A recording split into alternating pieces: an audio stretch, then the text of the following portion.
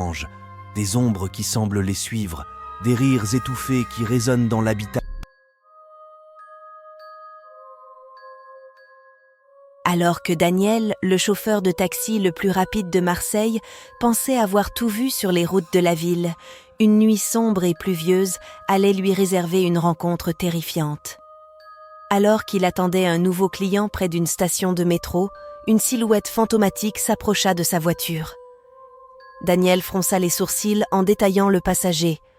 Un homme pâle, vêtu de vêtements déchirés et portant une expression hantée. Malgré ses instincts lui criant de fuir, Daniel décida de suivre ses règles habituelles et d'accepter le client.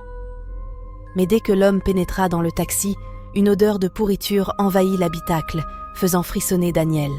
Le client demanda à être conduit à une adresse obscure, nichée au fin fond des collines qui surplombent la ville. Tout au long du trajet, l'homme resta silencieux, fixant Daniel d'un regard vide et glacial dans le rétroviseur.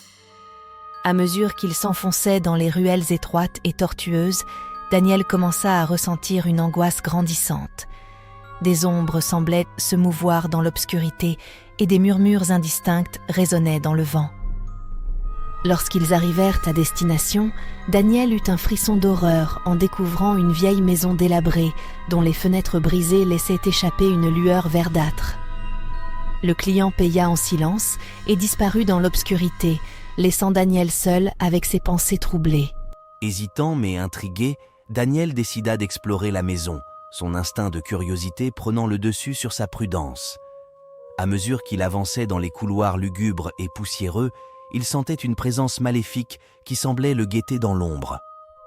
Soudain, il entendit des chuchotements dans une pièce adjacente, des voix fantomatiques qui semblaient l'appeler par son nom. Frissonnant de terreur, Daniel se précipita hors de la maison, ignorant les appels sinistres qui résonnaient dans son esprit.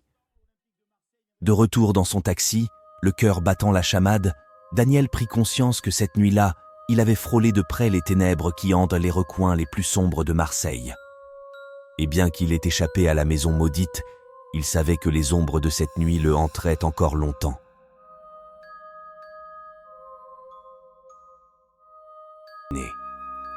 Tout commença lorsqu'il reçut un appel de dernière minute pour une... Daniel découvrit une vieille maison abandonnée, dont la façade décrépite semblait le dévisager. Laissant Daniel seul avec ses pensées troublées et ses peurs les plus profondes. Alors qu'il retournait en ville, Daniel ne put s'empêcher de ressentir une sensation de malaise persistante, comme si une partie de l'obscurité de cette nuit-là s'était imprégnée dans son esprit pour ne plus jamais le quitter.